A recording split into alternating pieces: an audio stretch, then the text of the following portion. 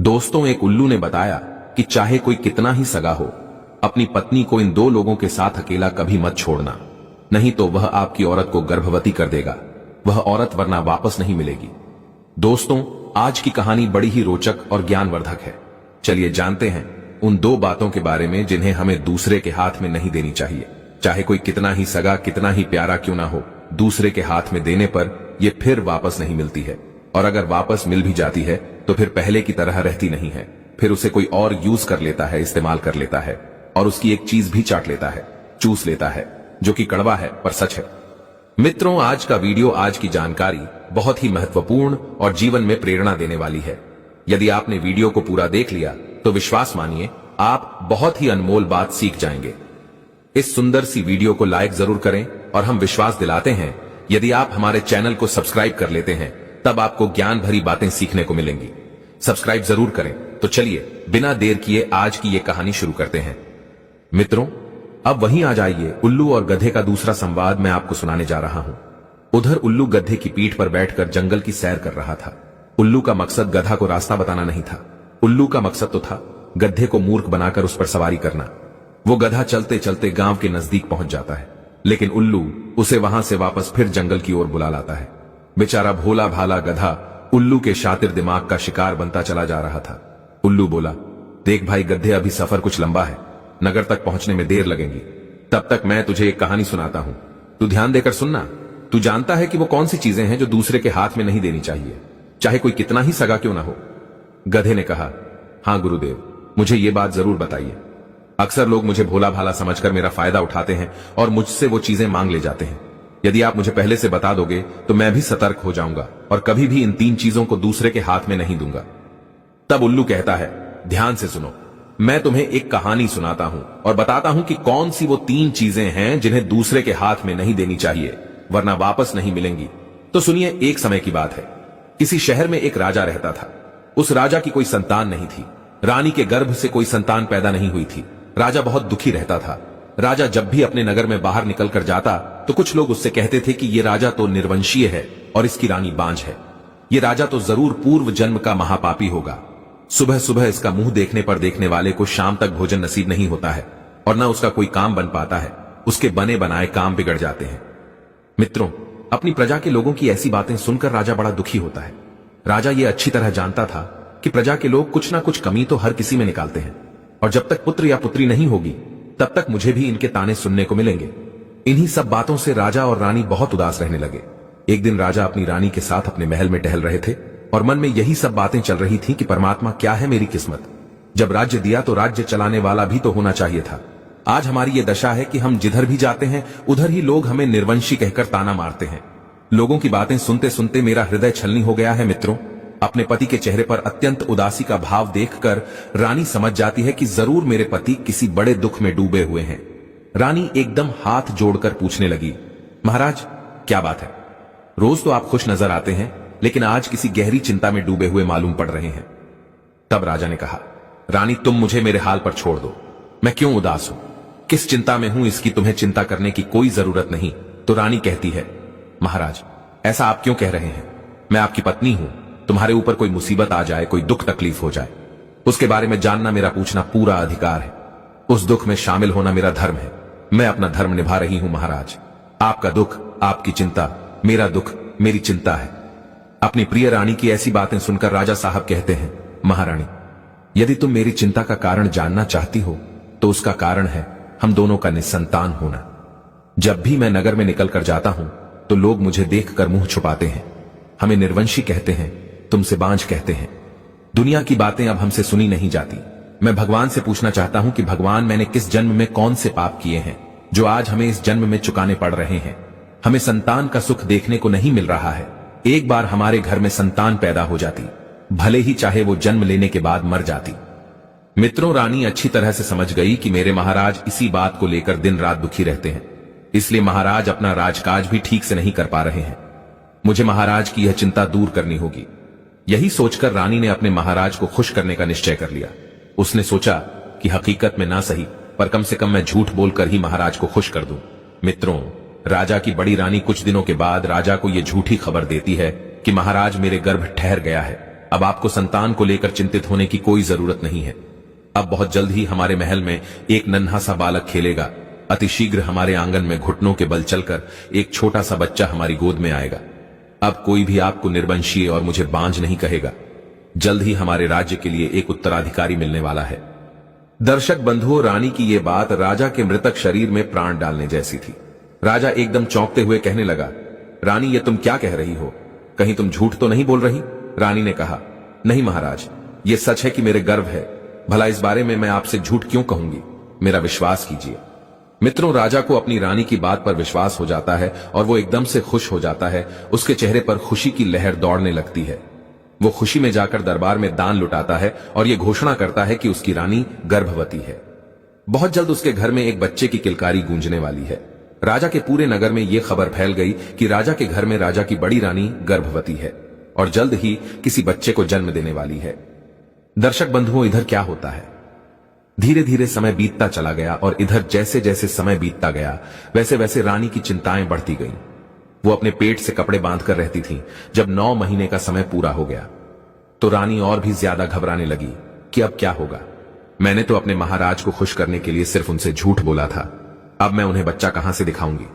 अगर आज मैंने उन्हें सच बता दिया तो महाराज मेरा ये झूठ बर्दाश्त नहीं कर पाएंगे। वे मुझे मार भी सकते हैं और स्वयं भी अपने आप को नुकसान पहुंचा सकते हैं। रानी ऐसी बात को सोच सोचकर बेचैन हुई जा रही थी कि अब मैं क्या करूंगी।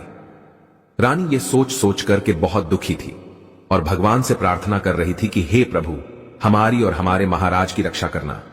हमें कोई ऐसी युक्ति सुझाव देना जिससे हमारी लाज बच जाए और महाराज के प्राण भी, क्योंकि आप तो जानते ही हो भगवान, मैंने ये सब महाराज को प्रसन्न करने के लिए कोरा झूठ बोला है। मित्रों, रानी की एक बहुत ही प्रिय दासी थी। रानी ने उस दासी से कहा, बहन, अगर तुम मेरा साथ दो तो मैं महाराज को कुछ दिन तक झूठ बोलकर बहलाकर खुश रखने का प्रयास करूंगी। मित्र, ये बात दासी पहले से जानती थी कि रानी की कोख में कोई बच्चा नहीं है। दासी के दोनों हाथ अपने हाथों में पकड़कर रानी उसे मनाने लगी। कहने लगी, मेरी प्यारी बहन, यदि तुम मेरा साथ दोगी तो मैं महाराज की खुशी जिंदा रखूंगी। मित्रों, दासी रानी के काम को करने में सहमत हो जाती है और कहती है, रानी जी, आप जैसा बताओगी मैं वैसा करने को तैयार हूं। आपका यह गुप्त रहस्य सदैव गुप्त रहेगा। इसकी भनक किसी को भी नहीं लगेंगी। चाहे मेरी जान क्यों न चली जाए, पर मैं ये भेद राजा साहब को कभी नहीं बताऊंगी कि आपने राजा साहब से झूठ बोला है। अपनी दासी से सलाह मशवरा करने के बाद में रानी ने राजा साहब को झूठी खबर भिजवाई। दासी ने जाकर राजा को यह खबर दी कि महाराज बधाई हो, बड़ी रानी ने एक बड़े ही सुंदर पुत्र को जन्म दिया है। मित्रों, पर वहां तो पुत्र का कोई नामो निशान तक नहीं था। केवल राजा को खुश करने के लिए यह सब किया जा रहा था। झूठ पर झूठ रानी परोसे जा रही थी। राजा ने सुना कि हमारी बड़ी रानी ने एक बेटे को जन्म दिया है तो खुशी के मारे फूला नहीं समाया। राजा ने अपने दरबार में यह घोषणा कर दी। पूरी खबर पूरे नगर में फैला दी। राजा की व्याकुलता अपने बच्चे को देखने के लिए बढ़ती जा रही थी। राजा एकदम से पुत्र को देखने के लिए महलों की तरफ दौड़ पड़े। रानी भी ये जानती थी मित्रों कि महाराज बच्चे को देखने जरूर आएंगे, इसलिए रानी ने पंडित को सीखा पढ़ाकर और उसे बहुत सारा धन देकर कहलवा दिया कि राजा साहब, आप अभी अपने बच्चे का मुख दर्शन नहीं कर सकते। राजा ने पूछा, ऐसा क्यों? हम अपने बच्चे के दर्शन क्यों नहीं कर सकते? तब पुरोहित कहता है, महाराज, अगर आप इस समय अपने बच्चे के दर्शन करेंगे तो आपके लिए बहुत बड़ा दोष लग जाएगा। बच्चे के प्राण भी संकट में पड़ सकते हैं। इसलिए पुत्र को देखने की जिद ना करो। पुत्र आपका है और आपके महलों में रहेगा। आपको तो यही सबसे बड़ी खुशी होनी चाहिए। भगवान की कृपा से इतनी बड़ी खुशी मिली है तो कम से कम उसका आप धैर्य बनाकर रखिए। हे राजन, जब वो लड़का बड़ा हो जाएगा और जब लड़का शादी के लायक हो जाएगा, जब आप अपने पुत्र का विवाह करेंगे, तब आप अपने पुत्र को देख सकते हैं। मित्रों, अपने कुल पुरोहित की बात सुनकर राजा को पहले तो बहुत दुख हुआ, फिर सोचा, चलो कोई बात नहीं, घर में संतान तो हो ही गई, लड़का तो हमारा ही है, कभी ना कभी तो देखने को मिल ही जाएगा। मुझे लोग अब ताने नहीं देंगे, कोई मुझे निर्वंशी नहीं कहेगा। हमारा बेटा जब बड़ा हो जाएगा और जब हम उसकी शादी करेंगे तब हम उसे देख लेंगे। कुल पुरोहित की बात सुनने के बाद राजा संतोष धारण करके राज दरबार की तरफ निकल जाता है और दरबार में पहुंचकर खूब दान लुटाता है। उधर रानी महलों में बैठकर बहुत रोती है कि मैंने अपने महाराज को झूठी खुशी देकर अच्छा नहीं किया। पुत्र की शादी तक तो मैं बची रहूंगी, उसके बाद क्या होगा? यही सब सोच सोचकर रानी का कलेजा बैठा जा रहा था। दासी ने कहा, रानी घबराइए नहीं, अब पुत्र के जवान होने तक तो तसल्ली रखिए, उसके बाद फिर कोई रास्ता भगवान जरूर निकाल लेंगे। मित्रों, इस प्रकार दासी ने रानी को समझा दिया। इधर समय गुजरता है, धीरे धीरे 20 साल बीत जाते हैं। इधर राजा को लग रहा था कि हमारा पुत्र अब तो जवान हो गया है। जन्म हुए 20 साल हो गए। राजा ने चारों तरफ इस बात का ऐलान कर दिया कि हमारा राजकुमार विवाह के योग्य हो गया है। राजा का यह फरमान सुनकर राजकुमार के रिश्ते माने आने लगे। कई राजा महाराजाओं के यहां से नाई पंडित आए और राजा से शादी करने के बारे में बात की। कहने लगे, महाराज आप अपने राजकुमार को दिखाइए, हम अपनी राजकुमारी का रिश्ता तुम्हारे राजकुमार के साथ तय करने आए हैं। जब राजकुमार की कई शादी वाले आए तो राजा तत्काल अपनी रानी के कक्ष में पहुंच जाता है और बोला, फिर ये हमारे पुत्र के विवाह वाले आए हैं, तुम्हारी आज्ञा हो तो मैं बेटे की शादी के लिए हां कर दूं। बेटे का विवाह तो एक ना एक दिन करना ही है और मुझे भी बहुत इस बात की उत्सुकता है कि जल्दी से जल्दी मेरे बेटे का विवाह हो जाए तो मुझे उसके मुख का दर्शन देखने को मिल जाएगा। हे रानी, कई देशों के नाई पुरोहित आए हैं और वे हमारे राजकुमार को देखना चाहते हैं। हे रानी, मुझे ना सही तो कम से कम उन लोगों को राजकुमार को दिखा ही दो। मित्रों, रानी अब कैसे कह दी कि पुत्र तो है ही नहीं। अब तो रानी ने फिर बहाना बना दिया, फिर झूठ बोल दिया। महाराज आपकी ये बात सही है, क्योंकि रिश्ता करने वाले जब लोग आएंगे तो उनको लड़का तो दिखाना ही पड़ेगा, लेकिन एक बात बहुत बड़ी है। राजा कहने लगे, वो कौन सी? तब रानी ने कहा, महाराज क्षमा करना, हमारे कुल पुरोहित का कहना है। मैंने कुल पुरोहित से पूछा था तो उन्होंने बताया कि लड़का अगर यहां दिखा दिया तो बहुत बड़ी हानि हो जाएगी। हो सकता है लड़के की मृत्यु हो जाए। जिसको विवाह करना है वो इस शर्त पर करके जाए कि लड़का जब दूल्हा बनकर ससुराल जाएगा तो वहीं देखने को मिल जाएगा। जिसको बिना देखे रिश्ता तय करना है वो कर जाए, अन्यथा वापस चला जाए। रानी की बात को सुनकर के राजा फिर वापस चला जाता है और जो रिश्ता लेकर के आए थे उनसे जाकर के कह दिया कि भाई लोग क्षमा करना, बिना देखे ही अगर आप रिश्ता तय करना चाहते हैं तो हम करने को तैयार हैं, क्योंकि हमारे कुल पुरोहित का कहना है अगर लड़का अभी दिखा दिया तो बहुत बड़ा अपशगुन हो जाएगा। लड़के के लिए कुछ भी हो सकता है, इसलिए लड़का यहां नहीं दिखाया जाएगा। लड़का सीधा विवाह मंडप में दिखाया जाएगा। अगर आपको यह मंजूर है तो आप हमारे पुत्र के साथ रिश्ता कर सकते हैं, वरना मेरी मजबूरी है। मित्रों, यही बात राजा ने उन सभी देशों के नाई और पुरोहितों के सामने रखी। ये बात सुनकर के वहां से वे सब लोग वापस चले जाते हैं। मित्रों, संयोग से एक राजा ऐसा आता है जो बिना राजकुमार को देखे ही अपनी बेटी का रिश्ता तय करके चला जाता है। बोला, कोई बात नहीं, लड़का मंडप में तो देखने को मिल ही जाएगा, तो वहां देख लेंगे, इसमें क्या है। मित्रों, वही होता है। वो राजा जो था अपनी बेटी का रिश्ता उस लड़के से तय करके अपने घर को चला जाता है। किस लड़के से? जो सिर्फ राजा की कल्पनाओं में था, जिसका अभी जन्म भी नहीं हुआ था। उधर घर जाकर के राजा अपने विवाह की तैयारियां करने लगता है। इधर राजा सारी बात अपनी रानी को जाकर बताता है कि एक राजा ने अपनी बेटी का रिश्ता हमारे पुत्र के साथ तय कर दिया है और विवाह की तारीख भी पक्की हो चुकी है। अब हम अपने पुत्र का बड़ी धूमधाम से विवाह करेंगे। मित्रों, अपने राजा की बात को सुनकर के रानी ने कुछ जवाब नहीं दिया। कहने लगी, ठीक है, हम तैयार हैं, तुम विवाह की तैयारी करो और बेटी की शादी शान से करने के लिए जाओ। राजा के साथ कुछ समय बिताने के बाद राजा अपने दरबार को आ जाता है। इधर रानी को बड़ा दुख होता है। रानी ने अपनी दासी को बुलाया और रानी बहुत रोई। कहने लगी, बहन, अब तो हमारे पुत्र का विवाह भी हो गया है, तारीख भी निश्चित हो गई। अब बताओ मैं क्या करूं? इस बात को मैं कैसे छिपाऊं? अब मैं कैसे जिंदा रहूंगी? हे दासी, मैंने ऐसा झूठ काहे को बोला? मैंने ऐसा झूठ बोल करके अपने पति को खुश क्यों किया, जिस झूठ में मैं ही फंसती चली जा रही हूं। मित्रों, दासी उस रानी के लिए धैर्य बंधाती है और कहती है, रानी, जब आपने झूठ बोला है तो भगवान से प्रार्थना करो कि आपका झूठ पकड़ा ना जाए। परमात्मा कोई ना कोई रास्ता हमें जरूर दिखा देंगे। मित्रों, इधर जब शादी की तारीख आती है तो राजा बारात को सजाते हैं। अपने पुत्र का विवाह करने के लिए बारात को ले चलने की तैयारी करते हैं। राजा ने अपने रिश्तेदारों में हर जगह खबर भिजवाई। रानी से कहा कि अपने पुत्र को दूल्हा बनाओ और उसे डोली में बैठा दे। आगे राजा ने कहा, आप अपने पुत्र को दूल्हा बना करके तैयार करिए और मैं बारात को देखता हूं। राज दरबार की ओर राजा निकल जाता है। इधर रानी दासी के पास में बैठी बैठी बहुत रो रही है और कह रही है कि दासी, अब मैं क्या करूं? फिर रानी ने और दासी ने सलाह मिलाई। रानी ने कहा कि दासी, मेरे दिमाग में एक बात आती है, अब जो होगा सो होगा, लेकिन हमें यह रहस्य, ये भेद छुपाना तो पड़ेगा ही। तुम एक काम करो, एक आटे का दूल्हा बनाओ और उसे सजाकर अच्छी तरह से पालकी में बैठा दो। सबसे कह दो कि यह पालकी कहीं रास्ते में खोलकर कोई भी ना देखे। पालकी सीधी विवाह मंडप में ही खोली जाएगी। मित्र, वही होता है। दासी ने आटे की एक लूट बनाई और उसका एक दूल्हा बनाया और दूल्हा बनाकर उसको सजाकर उसी पालकी में बैठा दिया। पालकी भी चारों तरफ से बंद कर दी और पालकी में राजकुमार बैठा हुआ है जो सिर्फ आटे का है, और पालकी को चारों तरफ से बंद कर दिया। इधर बड़ी धूमधाम से महाराज बारात के साथ प्रस्थान करते हैं और इधर वो पालकी लेकर कहार चलते हैं। रानी ने कहलवा दिया था कि कोई भी पालकी को खोलकर नहीं देखेगा। महाराज से भी कह दिया कि इस पालकी का ध्यान रखना, इस पालकी को कोई भी रास्ते में नहीं खोले। अगर किसी ने इसे खोलकर देख लिया तो महाराज आपके पुत्र की मृत्यु भी हो सकती है। यह कुल पुरोहित का कहना है। जवाब दिया, ठीक है। राजा इस बात को मित्रों तैयार हो जाता है और सबको सूचित कर देता है कि हमारी पालकी को रास्ते में कोई खोल कर नहीं देखेगा। 4 कहार उस पालकी को उठाते हैं और बारात के साथ उसे लेकर चलने लगते हैं। चलते चलते जब बारात एक जंगल से होकर गुजरती है, काफी लंबा सफर चलकर आई थी, इसलिए सभी सेना बाराती थक चुके थे। तो उन्होंने सोचा कि चलो थोड़ी देर वृक्ष के पास विश्राम कर लेते हैं।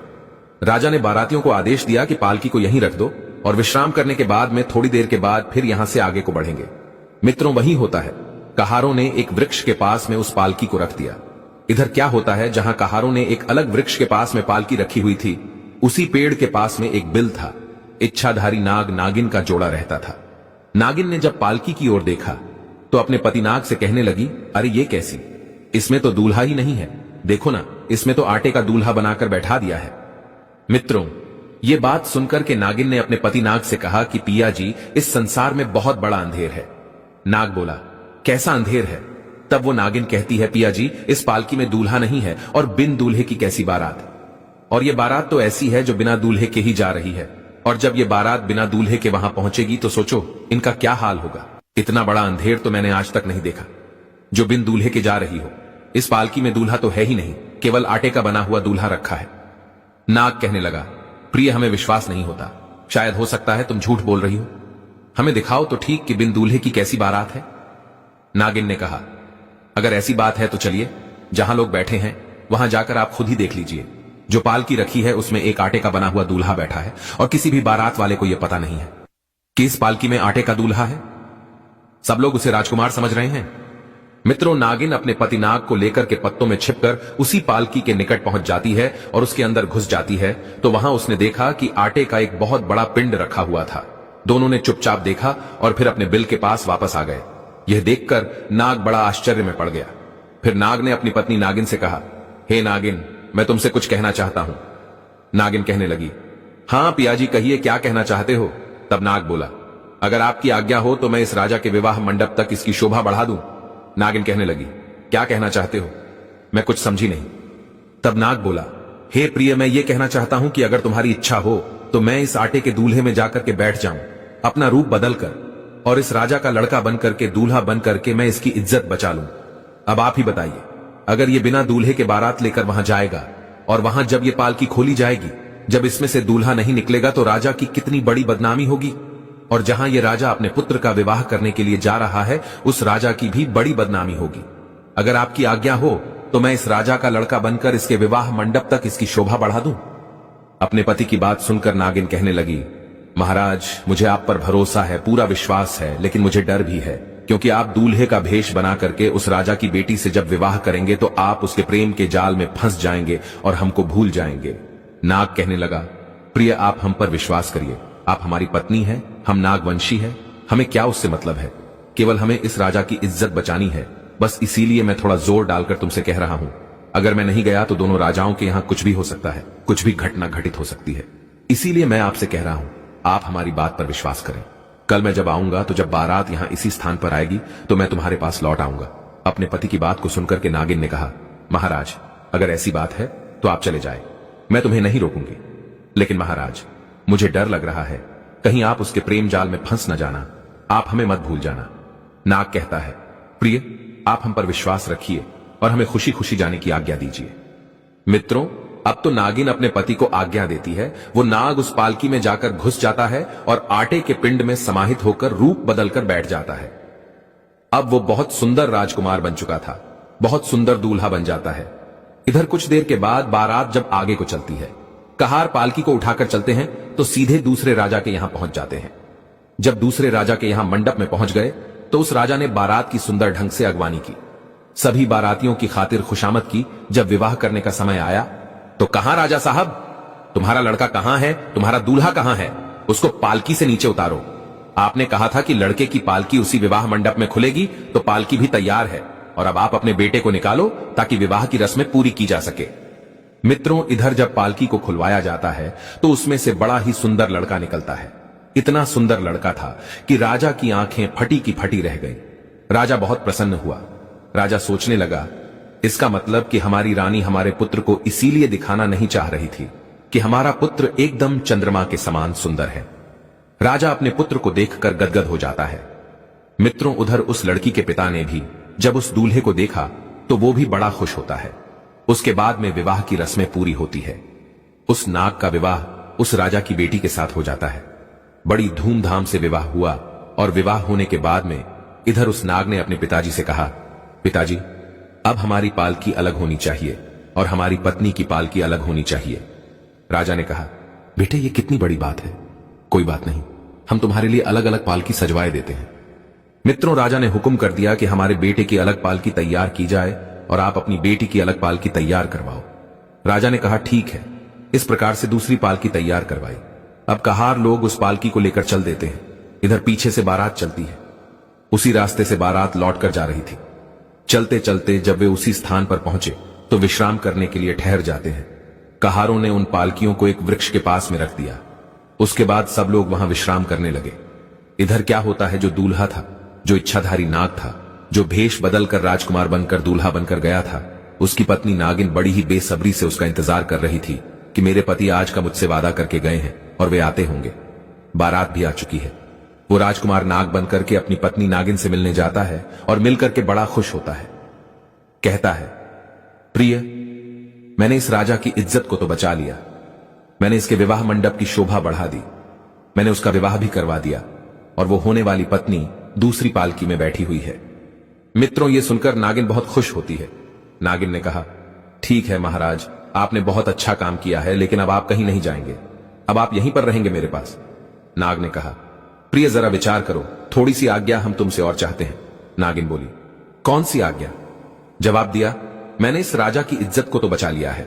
अब ये नई नई दुल्हन आई है और जब ये अपने ससुराल जाएगी, अब जब इसको वहां पर पहुंचकर इसका पति नहीं मिलेगा तो फिर इसका क्या हाल होगा।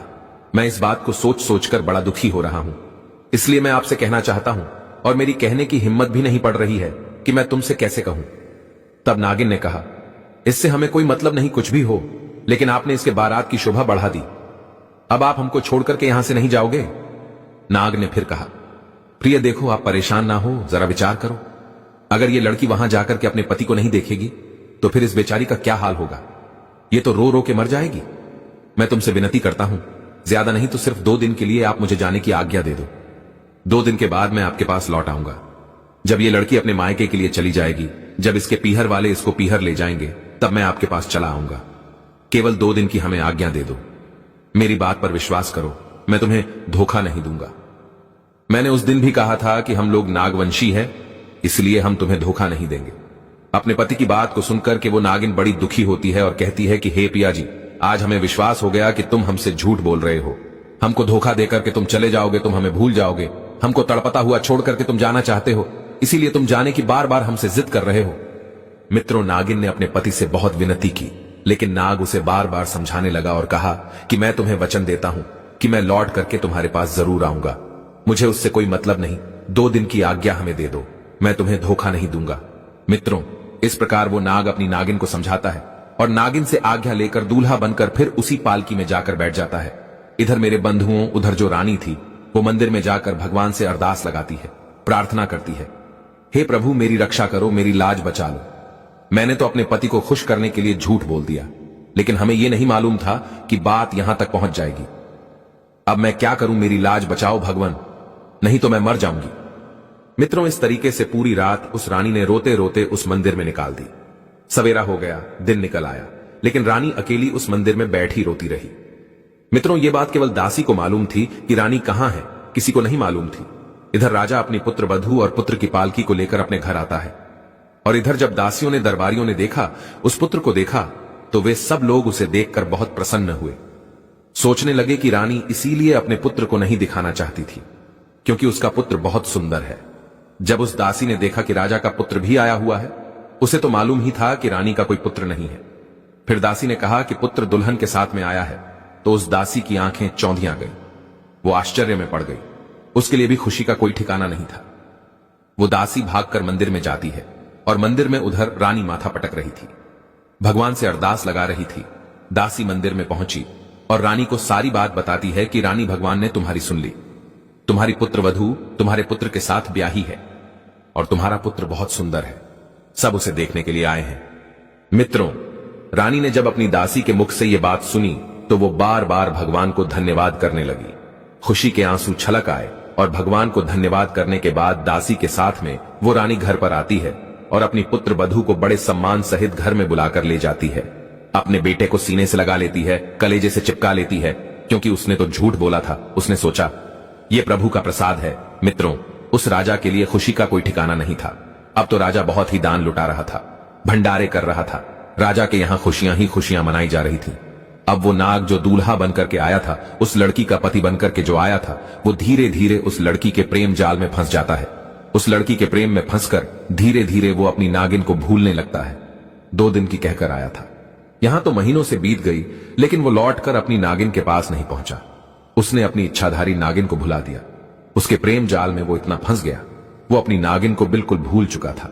इधर जब 2 महीने का समय हो जाता है, नाग लौटकर अपनी नागिन के पास नहीं आता है, तो बेचारी नागिन इंतजार करते करते जंगलों में भटकती है, ढूंढती फिर रही है कि हमारा पति अभी तक क्यों नहीं आया। इंतजार करते करते जब 2 महीने बीत गए तो नागिन को बड़ा दुख होता है और वो नागिन क्रोधित होकर उस राजा के घर को चल देती है। सोचती जा रही थी कि मैं उसे जिंदा नहीं छोड़ूंगी, उस स्त्री को और अपने पति को भी जीवित नहीं छोड़ूंगी। ऐसा विचार करके वो नागिन उस जंगल में भटकती हुई जा रही थी। उधर मित्रों क्या हुआ, वो नाग जानता था कि वो नागिन मुझे ढूंढती हुई यहां तक जरूर आएगी, इसीलिए उसने अपने पिता से कहकर राजमहल के चारों ओर बड़ी सी गहरी सी खाई खुदवा दी थी और उसमें पानी भरवा दिया। राजा ने पूछा, बेटा ऐसा क्यों? तो राजकुमार ने कहा, पिताजी हम अपने महल की सुरक्षा के लिए ऐसा करवा रहे हैं। अब तो महल के चारों ओर खाई खुदवा दी गई, उसमें जल भरवा दिया। वो इच्छाधारी नाग विचार करता है कि हमारी नागिन शायद अब महल के अंदर नहीं आ पाएगी।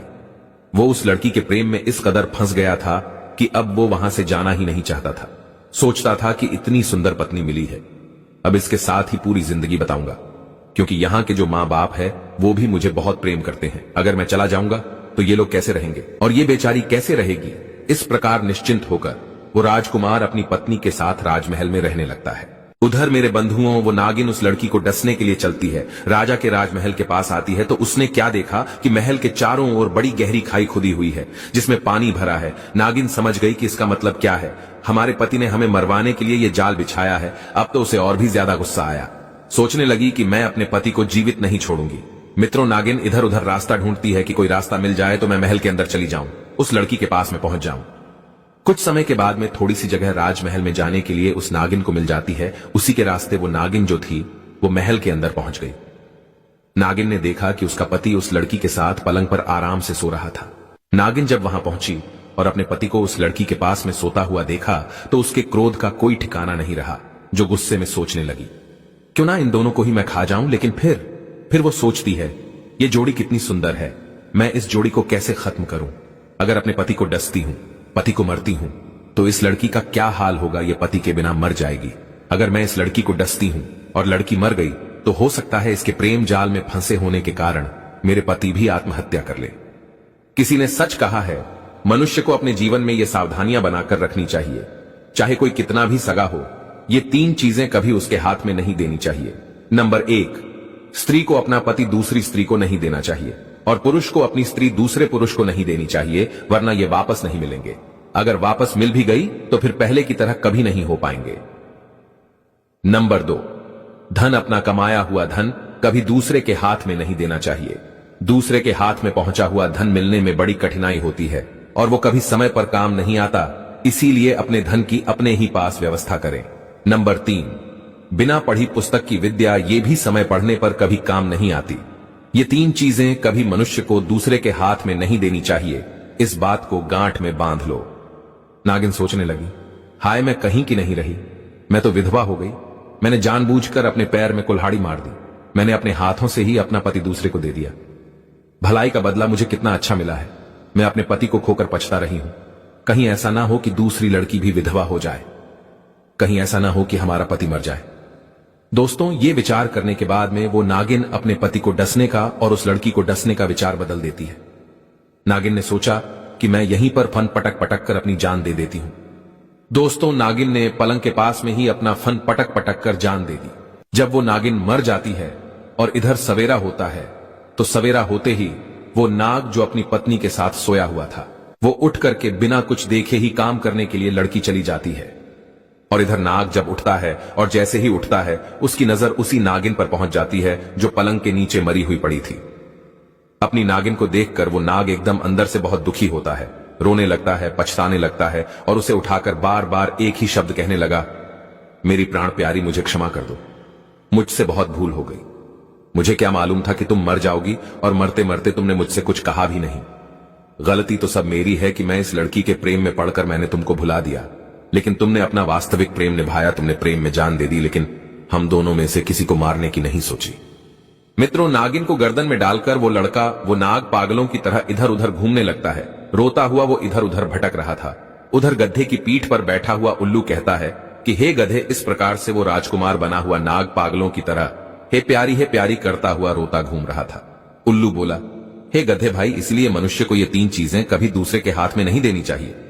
गधा कहने लगा, गुरुदेव, आपकी कहानी वास्तव में बड़ी रोचक थी और आपकी कहानी से बहुत ज्ञान सीखने को मिला है। सफर भी बहुत अच्छा कटा है। अब ये बताइए कि नगर के नजदीक पहुंच पाए हैं कि नहीं। तो उल्लू कहने लगा, गधे भाई, क्या बताएं, हम तो तुम्हें कहानी सुनाने में लगे रहे, इसलिए हमें कुछ ध्यान नहीं रहा। अब हम दूसरे रास्ते पर आ गए हैं, थोड़ा विश्राम कर लो, फिर आगे के लिए चलेंगे। मित्रों, इस प्रकार से वो उल्लू उस गधे को जंगल में गोल गोल घुमाए जा रहा था। गधे का और उल्लू का सफर कहां तक चलता है कहानियों के माध्यम से मैं आपको आगे पहुंचाऊंगा। मिलते हैं आपसे उल्लू और गधे के संवाद में तीसरी कहानी में। इंतजार कीजिए। आप सभी का बहुत बहुत धन्यवाद। जय श्री कृष्ण।